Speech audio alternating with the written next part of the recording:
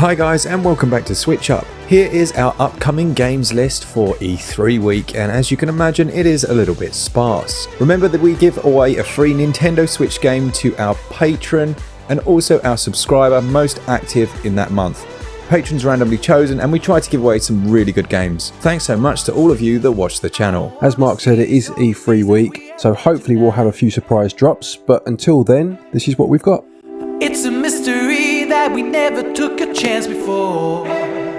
The first game is called Tier Chains of Valhalla, and it's a 2.5D side-scrolling action game with some platforming thrown in as well. We just watched a review of this one from the PlayStation release, and it looks like it's actually got some nice ideas in there. It reminds me a little bit of when they did the, was it the Mega Man remake that was a kind of 2.5D style? Yeah, it very much looks like the Mega Man 11 game that came out recently. It also reminds me a little bit of some of the more recent Shinobi games, albeit with a more futuristic aesthetic. It's £8.99, so it might be worth checking out.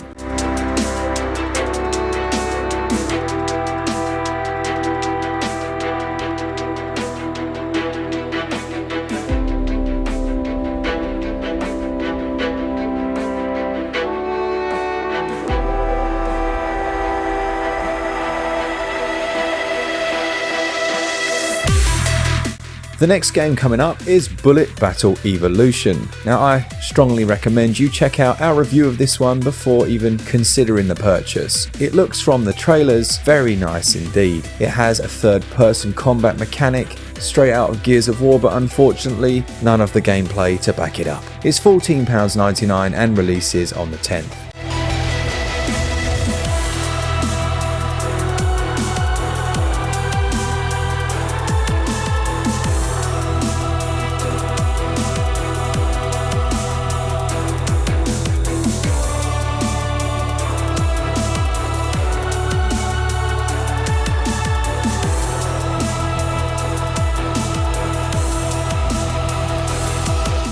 Next game then is Battle Worlds Cronus, which is a turn-based strategy game with up to 4-player local hot seating. This is one that we will either review or possibly stick in a buy or avoid list in the near future. It's a game that released on the PlayStation 4 and I believe the Xbox One a couple of years ago now, and is from publishers THQ Nordic. If you're anything like us, when we saw this we really hoped we'd finally got a real-time strategy Command & Conquer clone, but alas, it's not that. We'll let you know either by review or with our buy and avoid list if this one's worth picking up.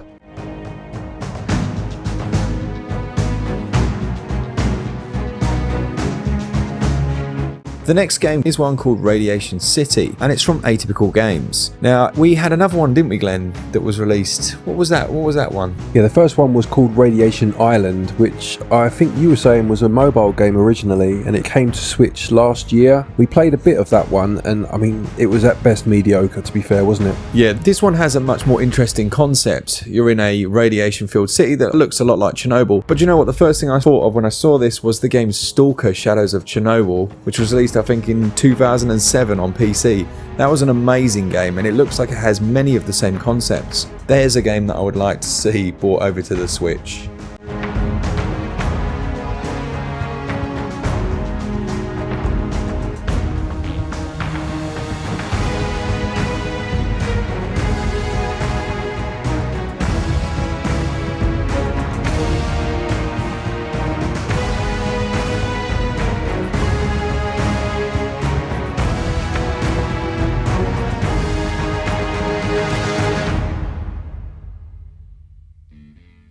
Okay, next up then we have Leisure Suit Larry, Wet Dreams Don't Dry. They don't.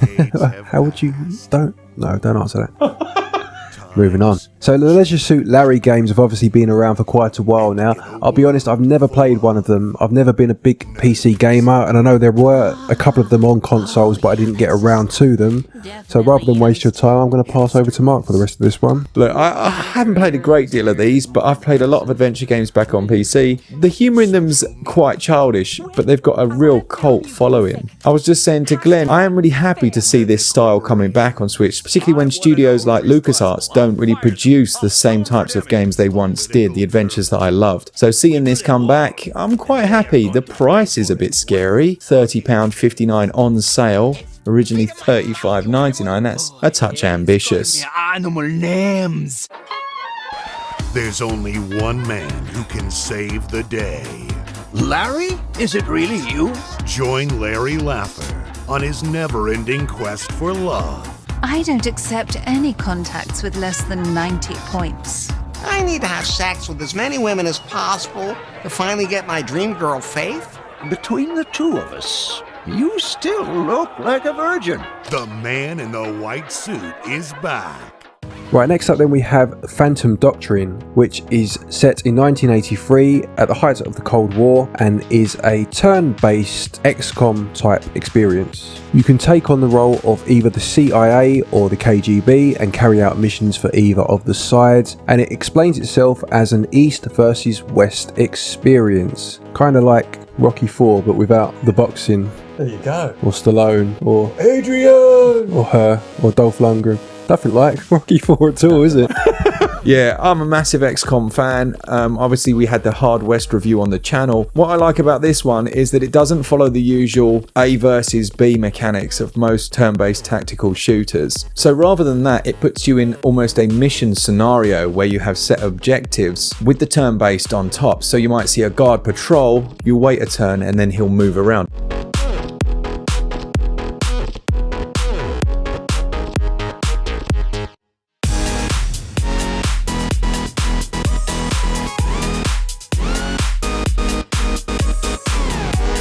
Next up then we have a game called Platigo Super Platform Game Maker.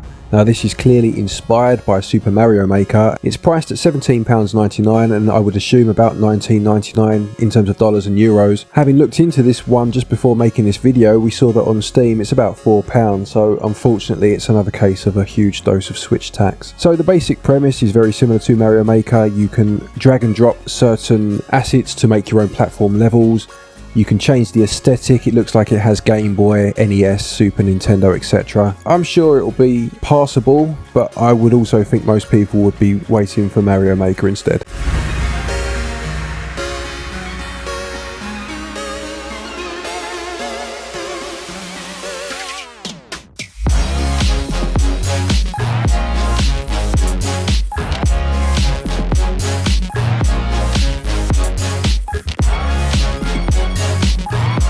Okay, the next game is called World End Syndrome from P-Cube, and I am getting flashbacks of one of my favourite reviews of all time. It was something to do with a mermaid. The images don't give much away on the eShop, but you seem to have quite a few buxom young ladies in a story of, let's find out, spend your summer days exploring, interacting with residents, and investigating local legends to uncover the mystery hiding behind the town's idyllic exterior. Sounds fantastic. £44.99, releases on the 14th. Check it out if that's your thing.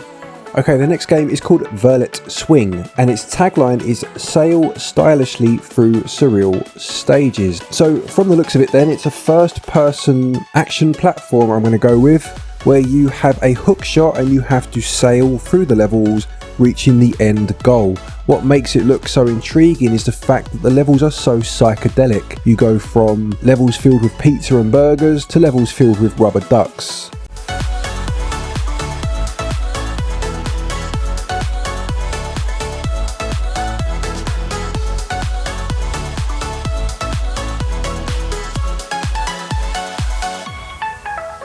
Alright, the next game is one called Demolition Crew, and there's a nice little story behind this.